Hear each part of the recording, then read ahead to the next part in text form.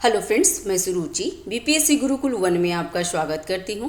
Friends, आज हम देखेंगे परफेक्शन आईएएस का 90 डेज प्लानर, जिसमें आज सब्जेक्ट है पॉलिटी का। और पॉलिटी का 2-3 वीडियो और आएंगे फ्रेंड्स। और ये 90 डेज प्लानर में जितना जो 9 डेज का इनका प्लान था ना, वो पूरा रिविजन हो चुका है। तो प्लेलिस्ट में मैं डाल दी हूँ, तो आप जा कर के देख लीजिएगा।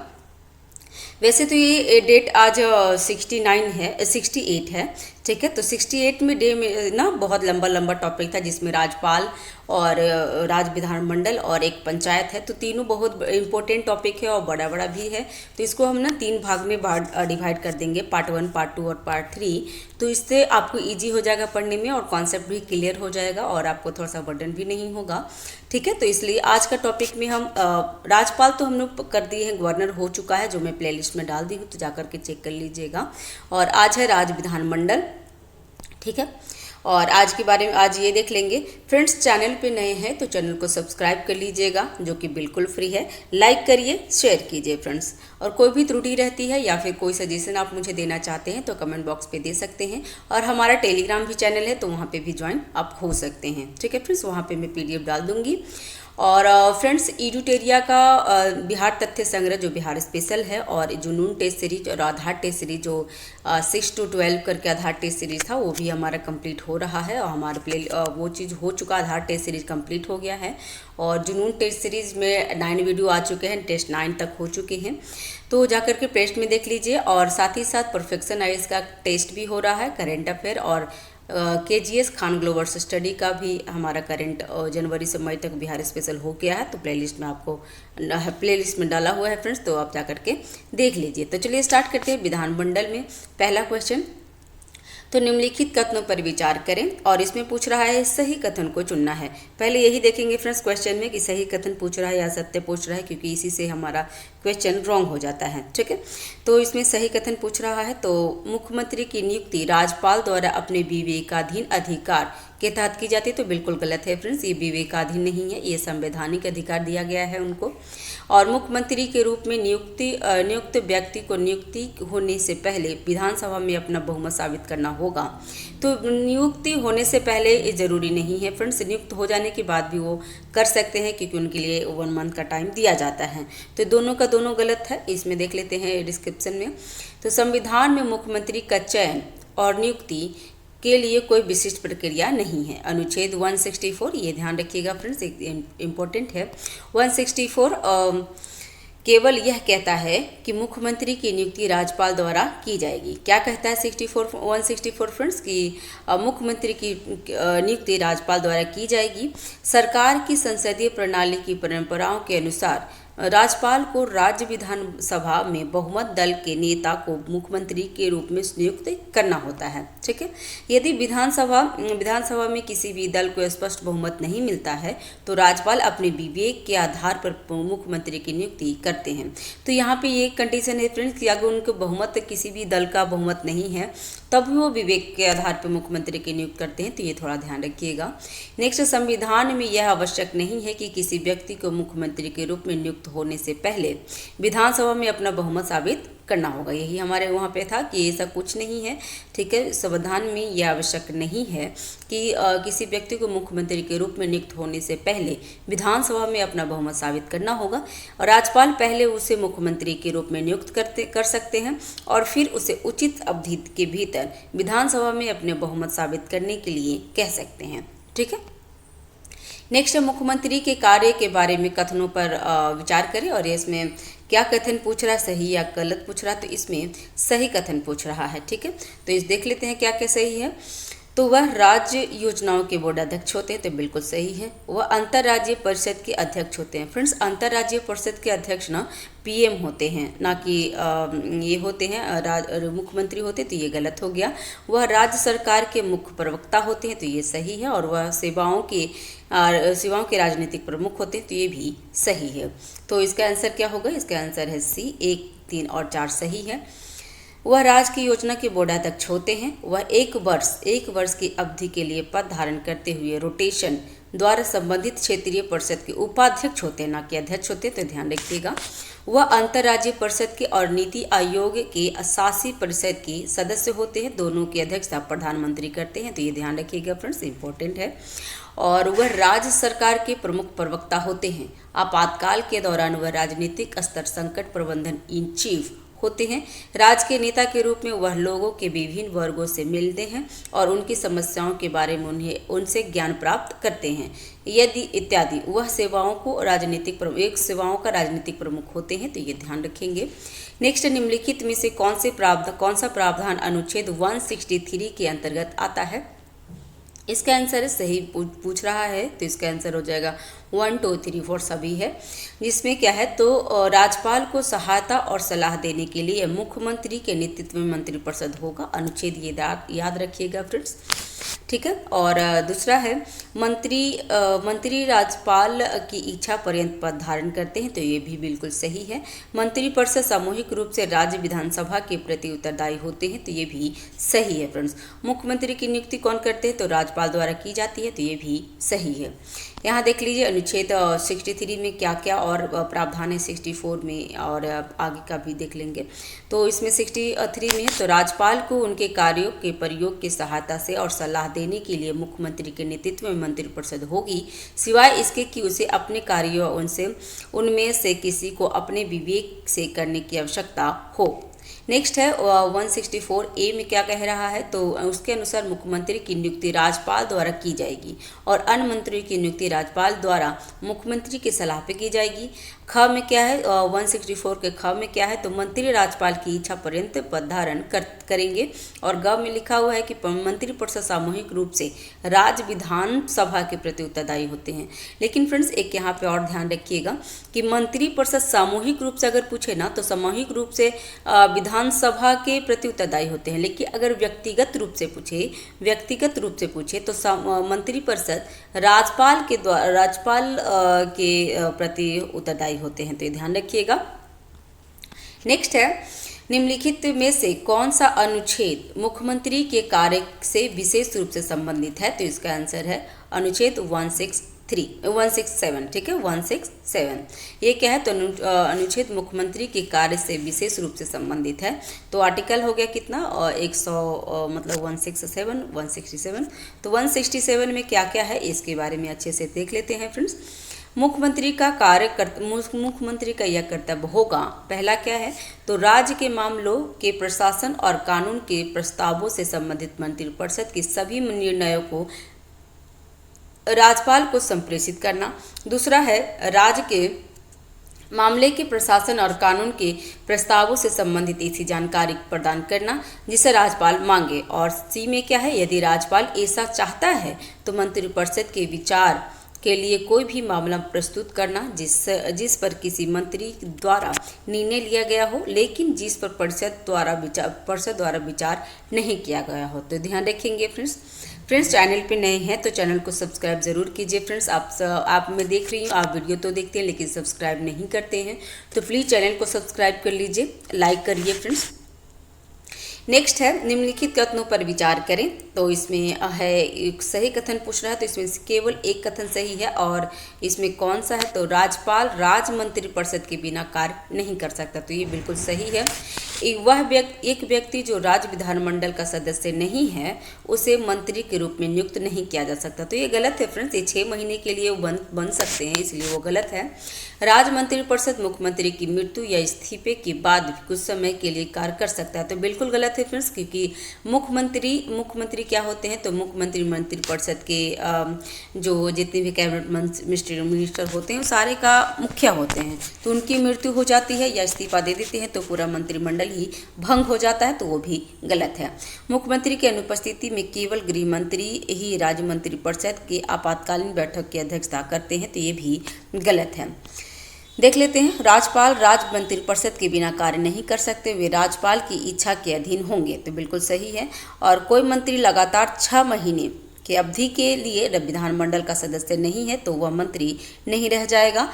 तीसरा है कि अनुच्छेद 164 में स्पष्ट रूप से कहा गया है कि मंत्रिपरिषद सामूहिक रूप से राज्य विधानसभा के प्रति उत्तरदायी होंगे। जब विधानसभा मंत्रिपरिषद के विरुद्ध अविश्वास प्रस्ताव पारित करती है तो सभी मंत्रियों को इस्तीफा देना पड़ता है, जिसे विधान परिषद के मंत्री भी शामिल हैं।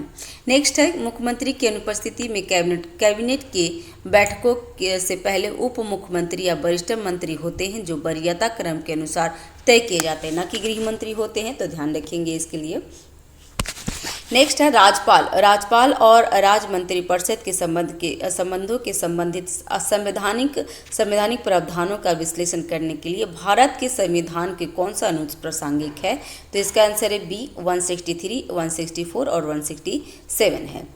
तो 163 में क्या है, 164, 166 और 167 में क्या क्या है, तो वो देख लेते हैं। तो 163 में है राज्यपाल को सहायता और सलाह देने के लिए मंत्रिपरिषद होगा। 164 में है कि मंत्रियों के संबंध में अन्य प्रावधान।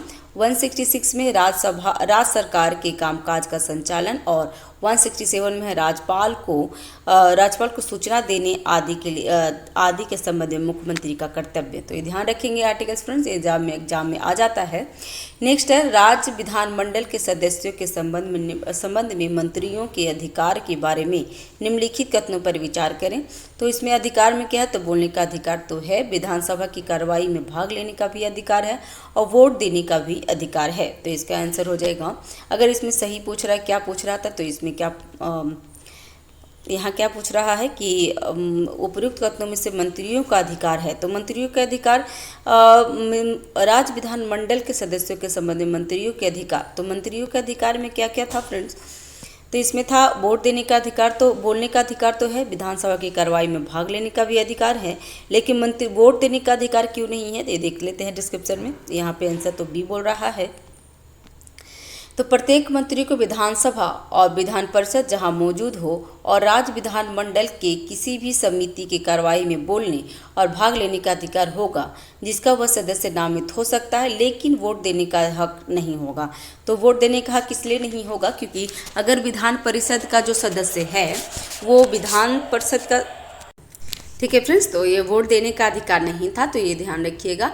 नेक्स्ट है निम्नलिखित कथनों पर विचार करें, और यहाँ पे लिख रहा है कौन सा कथन सत्य है। सही कथन कुछ चुन रहा है फ्रेंड्स। तो पहला, संविधान में राज्य मंत्रिपरिषद के रैंक के बारे में उल्लेख किया गया है, तो वो गलत है फ्रेंड्स। और किसी राज्य में मंत्रिपरिषद में मुख्यमंत्री सहित मंत्रियों की कुल संख्या उस राज्य की विधानसभा की कुल संख्या का 15% से अधिक नहीं होनी चाहिए, तो ये बिल्कुल सही है फ्रेंड्स।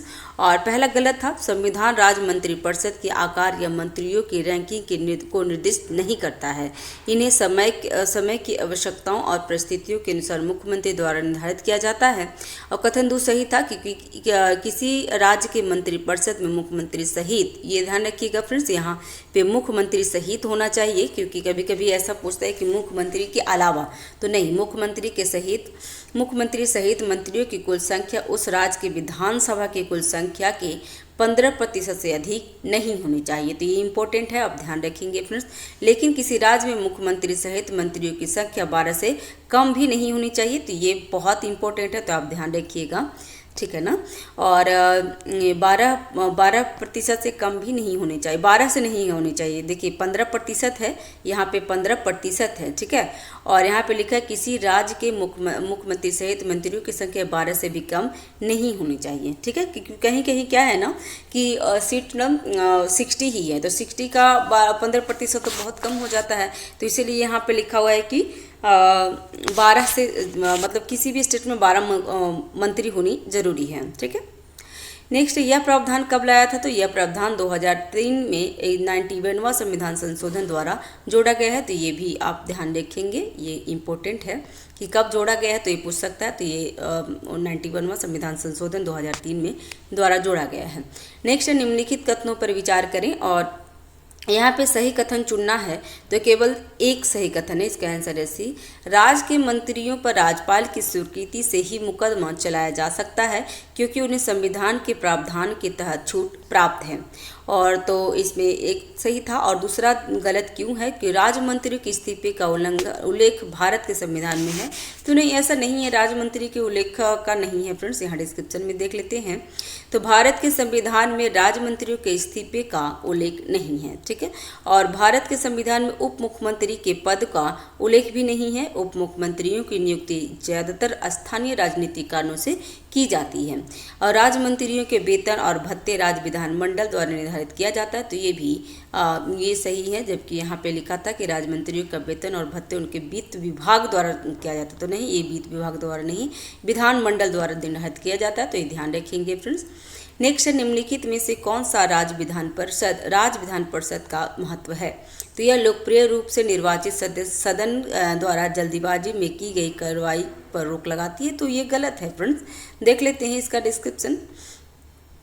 इसमें सही कथन चुनना है। तो सही कथन में तो ये आ रहा है कि यहाँ पे बोल रहा है कि यह लोकप्रिय रूप से निर्वाचित सदन कौन से होते हैं फ्रेंड्स। तो विधानसभा होते हैं कि द्वारा जल्दीबाजी में की गई कार्रवाई को रोकता है। क्योंकि कोई भी विधेयक है ना, मतलब कोई भी कानून या कोई भी विधेयक होता है तो वो ना और मतलब उस सदन में भी जाता है। उस सदन जैसे कि स्टेट में उस सदन हो जाता है विधान परिषद, और अगर सेंट्रल में देखा जाए तो विधान राज्यसभा होता है। तो इसमें क्या होगा, दोनों में पारित होने के बाद ही गवर्नर या फिर राष्ट्रपति सहमति देते हैं। तो ये चीज़ सही है कि वो रोक सकते हैं अगर जल्दीबाजी में कोई लिया गया निर्णय हो तो। और नेक्स्ट है, यह निचले सदनों की निरंकुश प्रवृत्ति को रोक लगाता है। तो ये भी सही है। निचले सदन मतलब विधानसभा के बारे में बोल रहा है फ्रेंड्स। और यह निचले सदन का बोझ कम करता है। तो ये भी सही है। और यह महंगा है और राज्य के खजाने पर बहुत अधिक बोझ डालता है। तो ये ऐसा नहीं है फ्रेंड्स। तो ये गलत है।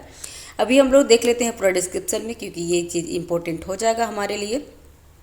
तो है पहला इसमें कि राज्य विधान परिषदों का महत्व क्या है। तो जल्दीबाजी में कानून बनाने पर रोक, विधानमंडल के दूसरे सदन को लोकप्रिय रूप से निर्वाचित सदन द्वारा जल्दीबाजी में की गई कार्रवाई पर रोक लगाने के लिए महत्वपूर्ण माना जाता है। यदि दो सदन है तो एक द्वारा पारित उपयोग को दूसरे द्वारा बारीकी से जांच की जाती है। इसलिए अंत में बनाए गए कानून सावधानी पूर्वक विश्लेषण किया जाएगा और उन पर गहन चर्चा की जाएगी। नेक्स्ट, निरंकुशता को रोकने का मतलब। तो यह तर्क दिया जाता है कि दूसरा सदन निचले सदन की निरंकुशता प्रवृत्ति पर अंकुश लगाता है। केवल लोकप्रिय रूप से निर्वाचित सदन को विधायी शक्तियां प्रदान करना राज्य के लोगों के लिए हानिकारक साबित हो सकता है, क्योंकि कानून मनमाना हो सकता है। नेक्स्ट, प्रतिभा का समायोजन। तो बुजुर्ग, अनुभवी और शांत व्यक्ति चुनाव प्रचार की कठिनाइयों को सहन नहीं कर सकते। न ही वे पार्टी की राजनीतिक में शामिल होने के इच्छुक होते हैं। विधान परिषद न केवल मनोनीत कोटे के माध्यम से बल्कि शिक्षकों और स्नातकों के लिए आरक्षित कोटे का माध्यम से भी ऐसे व्यक्ति को समायोजित करती है।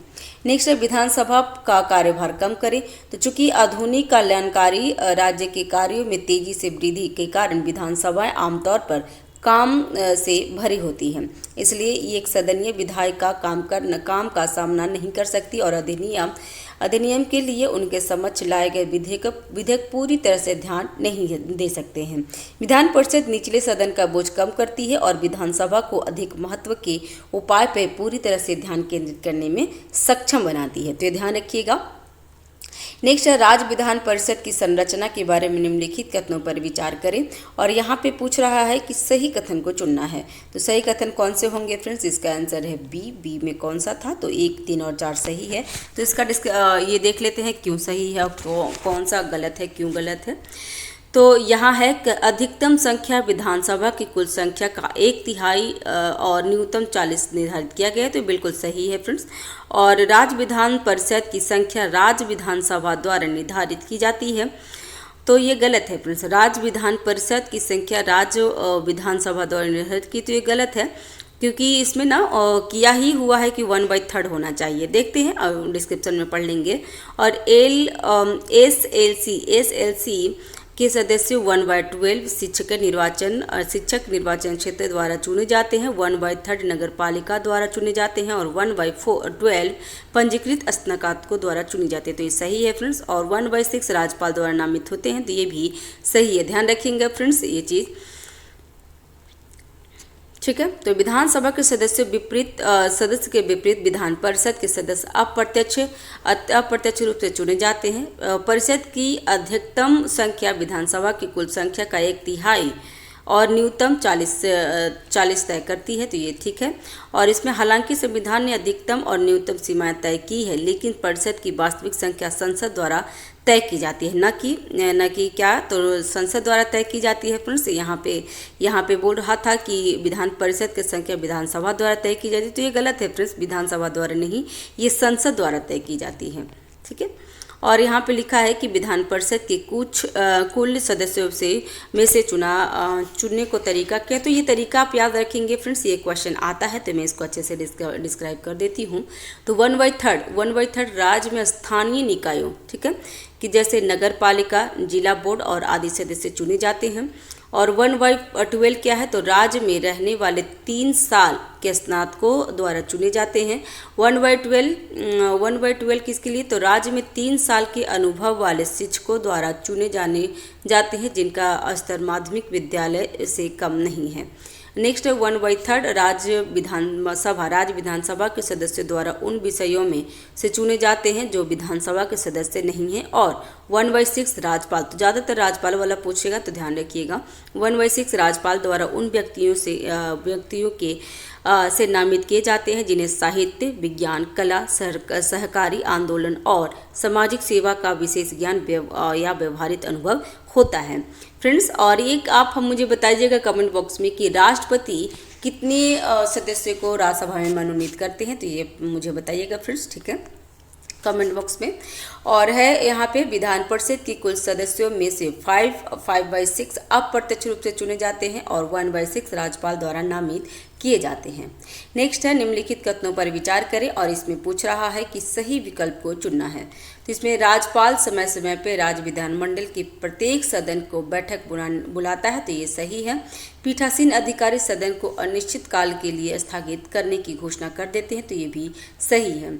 सत्रावसान भी संसद की पीठासीन अधिकारी द्वारा किया जाता है, तो पीठासीन अधिकारी द्वारा सत्रावसान नहीं होता फ्रेंड्स, ये राज्यपाल द्वारा किया जाता है। और राज्यपाल विधानसभा को उनके 5 वर्ष के कार्यकाल की समाप्ति से पहले भी भंग कर सकते हैं, तो बिल्कुल सही है। ठीक है। राज्यपाल समय समय पर विधानमंडल के प्रत्येक सदन को बैठक के लिए बुलाता है। राज्य विधानमंडल के 2 सत्रों के बीच अधिकतम अंतराल 6 महीने से अधिक नहीं होनी चाहिए। ठीक है, तो ये ध्यान रखेंगे, इंपॉर्टेंट है फ्रेंड्स, ये क्वेश्चन पूछा हुआ है। ठीक है ना। तो कि अधिकतम राज्य विधानमंडल के 2 सत्रों के बीच अधिकतम अंतराल कितनी होनी चाहिए, तो अधिकतम 6 महीने से अधिक नहीं होनी चाहिए। अर्थात विधानमंडल को वर्ष में कम से कम 2 बार मिलना चाहिए। राज्य विधानमंडल के एक सत्र में कई बैठकें होती हैं। नेक्स्ट है जब सत्र का कार्य पूरा हो जाता है तो पीठासीन अधिकारी अध्यक्ष या सभापति सदन को अनिश्चितकाल के लिए स्थगित घोषित कर सकते हैं। कथन तीसरा गलत था। क्यों था कि अगले कुछ दिनों में राज्यपाल सत्र के स्थगन के लिए अधिसूची जारी करते हैं। हालांकि राज्यपाल सत्र में चल रहे सदन को भी स्थगित कर सकते हैं। तो वहाँ पे बोल रहा था कि पीठासीन अधिकारी करते, तो नहीं, ये राज्यपाल के द्वारा किया जाता है, मैंने पहले बता रखी थी फ्रेंड्स। और नेक्स्ट है स्थगन के विपरीत स्थगन सदस्य के सत्र को समाप्त करता है। अनुच्छेद 174(2)B में यह राज्यपाल को मंत्रिमंडल की सहायता और सलाह पर विधानसभा को भंग करने की शक्ति देता है। तो ध्यान रखेंगे फ्रेंड्स, ये अनुच्छेद कौन सा था, तो 174(2)B में।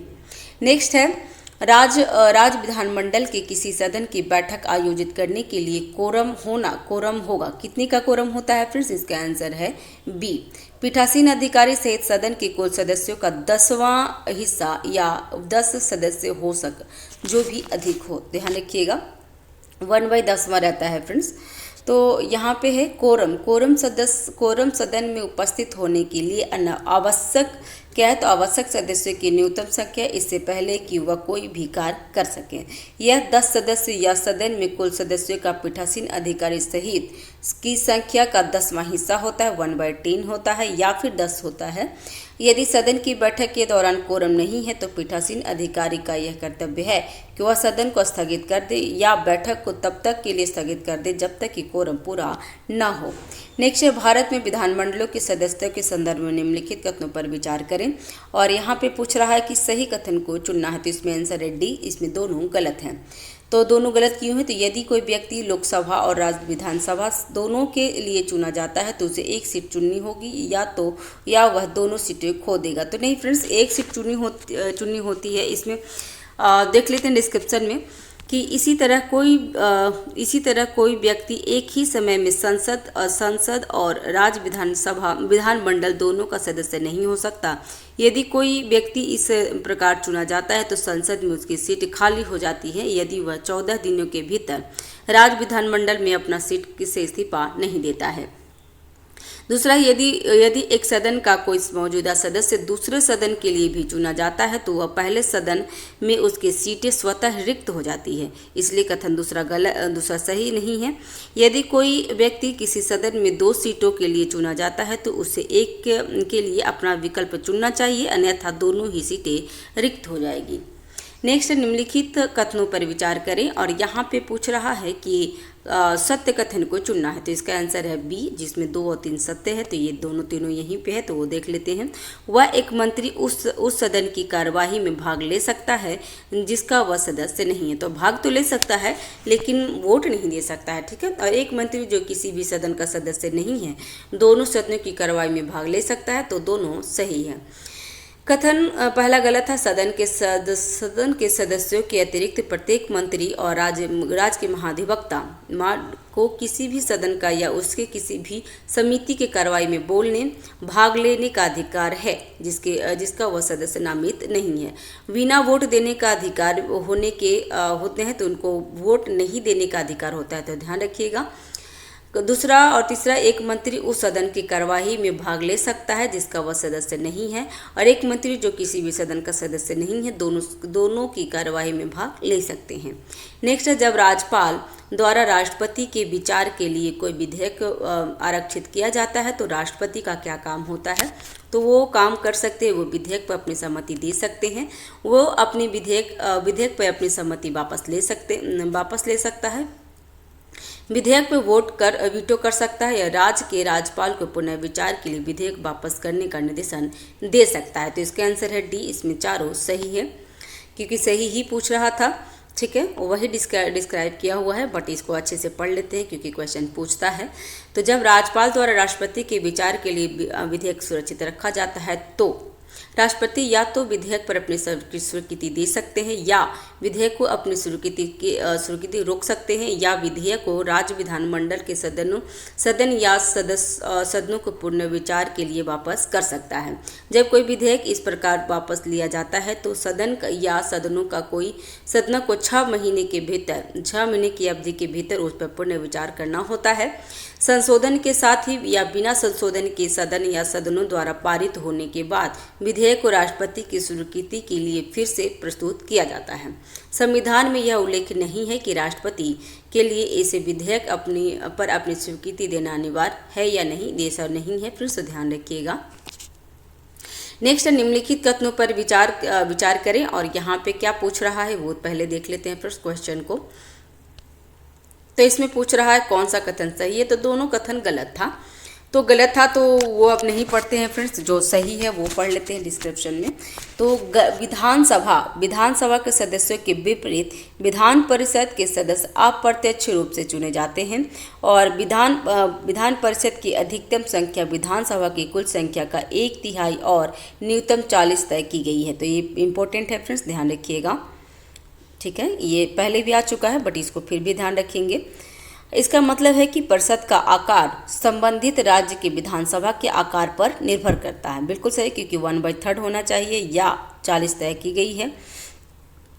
नेक्स्ट है, ऐसा राज्य के विधायी मामले में प्रत्यक्ष रूप से निर्वाचित सदन विधानसभा की प्रधानता सुनिश्चित करने के लिए किया जाता है। हालांकि संविधान की अधिकतम और न्यूनतम सीमाएं तय की गई है, लेकिन परिषद की वास्तविक शक्ति संसद द्वारा तय की जाती है। तो ये भी थोड़ा सा ध्यान रखिएगा कि परिषद का वास्तविक शक्ति किसके द्वारा तय की जाती है, तो ये संसद द्वारा तय की जाती है। नेक्स्ट है, अध्यक्ष का चुनाव परिषद द्वारा अपने सदस्यों में से ही किया जाता है। पीठासीन अधिकारी के रूप में परिषद में अध्यक्ष की शक्तियां और कार्य विधानसभा में अध्यक्ष के समान ही होता है। नेक्स्ट है, भारत के किसी भी राज्य में विधान परिषद का निर्माण या समाप्ति द्वारा की जा सकती है। तो किसके द्वारा की जा सकती है? इसका आंसर है बी, केवल 2 द्वारा। मतलब 2 में क्या है? तो राज्य की विधानसभा द्वारा विशेष बहुमत से पारित प्रस्ताव के अनुसार संसद में। तो राज्य की विधानसभा विशेष बहुमत से क्या करते हैं? तो राज्य परिषद जो होते हैं, विधान परिषद होते हैं, उसके विशेष बहुमत से पारित कर, और संसद क्या तो संसद की साधारण बहुमत से भी विधान परिषद का गठन होता है या फिर उसका विघटन होता है। तो ध्यान रखेंगे, विधान परिषद की स्थापना या समाप्ति की प्रक्रिया कौन सी है? तो ये इंपॉर्टेंट है, ध्यान रखिएगा, पूछा हुआ भी क्वेश्चन है और पूछ भी सकता है। तो संविधान राज्यों में विधान परिषद के उन्मूलन या निर्माण का प्रावधान करता है। तदनुसार संसद किसी भी विधान परिषद को समाप्त कर सकती है जहां यह पहले से मौजूद है, या इसे बना सकती है जहां यह मौजूद नहीं है, यदि संबंधित राज्य विधानसभा की आशय का प्रस्ताव पारित कर देता है। ऐसे विशिष्ट प्रस्ताव को राज्य विधानसभा द्वारा विशेष बहुमत से पारित किया जाना चाहिए, अर्थात विधानसभा की कुल सदस्यता का बहुमत और विधानसभा में उपस्थित हो और मतदान करने वाले सदस्यों के कम से कम 2/3 बहुमत होना चाहिए। ठीक है, कब कितना होनी चाहिए फ्रेंड्स? 2/3 होनी चाहिए। नेक्स्ट है, संसद के इस अधिनियम को अनुच्छेद 368 के प्रयोजनों के लिए संविधान का संशोधन नहीं माना जाएगा और इसे एक सामान्य कानून अर्थात साधारण बहुमत से ही पारित कर लिया जाता है। नेक्स्ट है, किसी राज्य विधानसभा के लिए उम्मीदवार को पराजित घोषित किया जाता है और उसकी जमानत जब्त हो जाती है। और इसका मतलब क्या है? तो इसका मतलब है कि वह पराजित उम्मीदवारों के निर्वाचन क्षेत्र में डाले गए वैध मतों के 6ठे भाग से अधिक मत प्राप्त करने में विफल रहा है। तो कितना? 6ठे भाग होना चाहिए। तो ध्यान रखिएगा, किसी राज्य विधानसभा के लिए निर्वाचित उम्मीदवार को पराजित घोषित किया जाता है और उसकी जमानत जब्त हो जाती है। जमानत जब्त कितनी पे होती है? तो इसका मतलब ये है कि पराजित उम्मीदवार निर्वाचन क्षेत्र में डाले गए वैध मतों के 6ठे भाग से अधिक मत प्राप्त करने में विफल हो गए हैं। नेक्स्ट, निम्नलिखित कथनों पर विचार करें और यहाँ पे पूछ रहा सही कथन को चुनना है। तो इसमें सही कथन है, इसमें दोनों गलत ही है फ्रेंड्स। इसका आंसर है डी। क्या है? तो यदि राज्यपाल द्वारा विधानमंडल को लौटाया गया विधेयक सदन या दोनों सदनों द्वारा संशोधित के साथ या बिना संशोधन के पारित किया जाता है तो राज्यपाल को उनकी सहमति के लिए प्रस्तुत किया जाता है। तो राज्यपाल विधेयक पर अपनी सहमति दे सकते हैं या नहीं भी दे सकते हैं। तो ये गलत है फ्रेंड्स। जब वो पारित दोबारा दिया जाता है ना, तो उनको राज्यपाल को सहमति देने के लिए बाध्य किया गया है। तो ध्यान रखिएगा, इसलिए वो गलत है। और राज्यपाल को 14 दिनों के भीतर राज्य विधानमंडल को एक गैर धन विधेयक भेजना चाहिए। तो ऐसा नहीं है फ्रेंड्स, ये दोनों गलत है। राज्यपाल द्वारा पुनर्विचार के लिए गैर धन विधेयक को राज्य विधानमंडलों को भेजने की कोई समय सीमा नहीं तय की गई है। नेक्स्ट, राज्य विधानमंडल में निम्नलिखित में से कौन यह तय करता है कि कोई विधेयक धन विधेयक है या नहीं? तो ये इसका आंसर है विधान सभा का अध्यक्ष। ठीक है, और अगर संसद में पूछा जाए, केंद्र में पूछा जाए, तो लोकसभा का अध्यक्ष निर्धारित करते हैं कि धन विधेयक है या नहीं है। तो ये ध्यान रखेंगे फ्रेंड्स।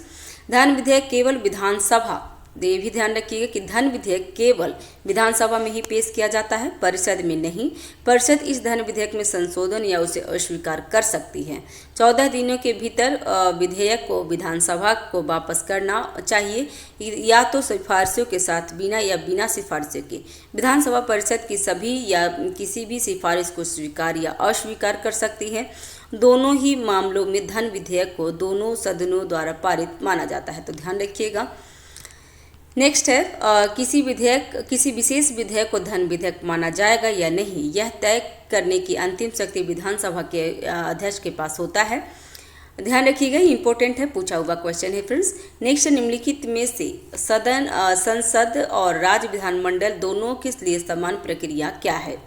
तो आंसर है, सही आंसर पूछ रहा है, तो इसका आंसर है 2 और 4, जिसमें धन विधेयक केवल निचले सदन लोकसभा या विधानसभा में ही पेश किया जाता है। तो ये बिल्कुल सही है। और एक साधारण विधेयक पर सदनों के बीच गतिरोध की स्थिति में दोनों सदनों की संयुक्त बैठक की जाती है। और संयुक्त बैठक का अनुच्छेद कितना है फ्रेंड्स? तो 108, जो राष्ट्रपति बुलाते हैं, लेकिन इसकी अध्यक्षता स्पीकर करते हैं, तो ध्यान रखेंगे, ठीक है ना। एक विधेयक धन विधेयक है, धन विधेयक नहीं है, किसी भी सदन में पारित किया जा सकता है, लेकिन 6 राज्यों को छोड़कर अन्य राज्यों में विधान परिषद नहीं है, तो ध्यान रखेंगे। और 6 राज्यों में कौन कौन से में है फ्रेंड्स, तो बिहार, यूपी, महाराष्ट्र, कर्नाटक, तेलंगाना और आंध्र प्रदेश में 6 जगह पे विधान परिषद है। दूसरा है कि धन विधेयक केवल निचले सदन लोकसभा या विधानसभा में ही पेश किया जाता है, जबकि इसे राज्य विधानमंडल द्वारा पेश नहीं किया जा सकता है। नेक्स्ट है साधारण विधेयक निजी सदस्यों द्वारा पेश किया जा सकता है और धन विधेयक केवल मंत्री द्वारा पेश किया जाता है, तो ध्यान रखिएगा। और साधारण विधेयक पर सदनों के बीच गतिरोध की स्थिति में दोनों सदनों की संयुक्त बैठक की जाती है। नेक्स्ट है निम्नलिखित कथनों पर विचार करें और इसमें पूछ रहा सही कथन को चुनना है। तो विधानसभा का अध्यक्ष अपना पद खाली कर देगा यदि वह विधानसभा का सदस्य नहीं रह जाता है।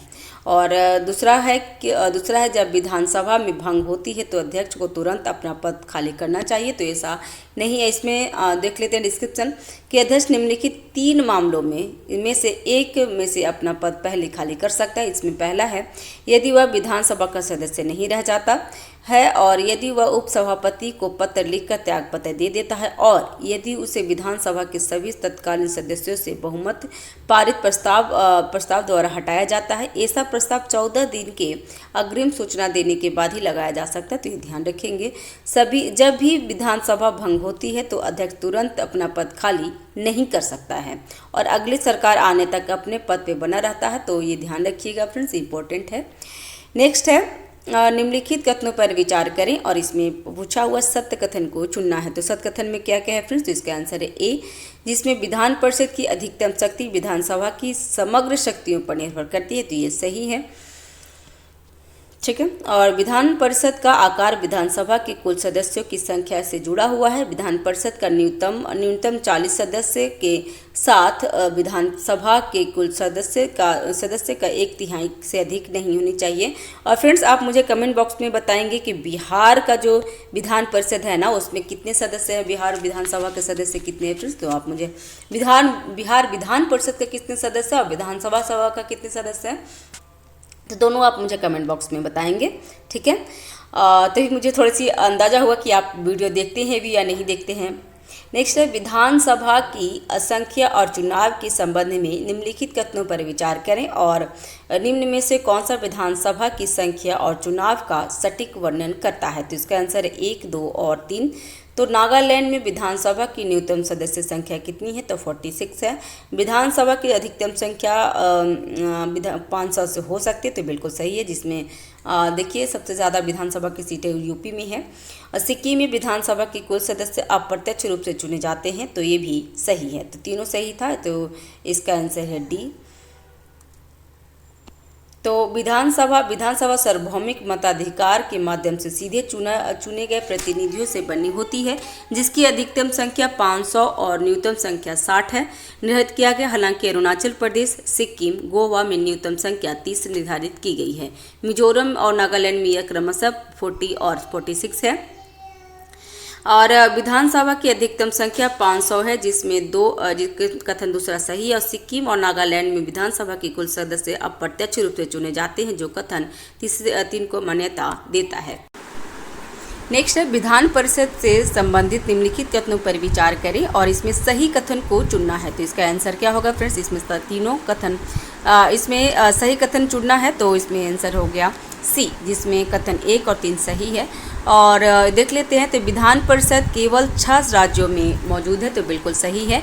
और उसमें तीसरा है कि विधान परिषद का आकार विधानसभा की कुल ताकत के 1/3 की अधिकतम सीमा और न्यूनतम 40 सदस्यों के साथ निर्धारित किया गया है, तो दोनों सही है फ्रेंड्स। और तो इसमें देख लेते हैं, पहला तो सही था, पहला और तीसरा सही है, दूसरा गलत था, तो दूसरा क्यों गलत है वो देख लेंगे फ्रेंड्स। तो संविधान संसद को राज्य विधानसभा द्वारा पारित प्रस्तावों के आधार पर विधान परिषद को भंग करने या स्थापित करने का अधिकार देता है, यदि इस संसदीय अधिनियम के अनुच्छेद 368 के तहत संवैधानिक संशोधन नहीं माना जाता है। इसे मंजूरी के लिए साधारण बहुमत की आवश्यकता होती है। तो ठीक है फ्रेंड्स, ये हमारा कंप्लीट हो चुका है। अभी नेक्स्ट वीडियो में हम पंचायती राज से देख लेंगे वीडियो। ठीक है। तो चैनल पे नए हैं तो चैनल को सब्सक्राइब कर लीजिएगा, लाइक करिए, शेयर कीजिए। नेक्स्ट वीडियो में पंचायती राज देख लेंगे। Thanks for watching. Have a nice day. Keep watching, keep learning. Thank you.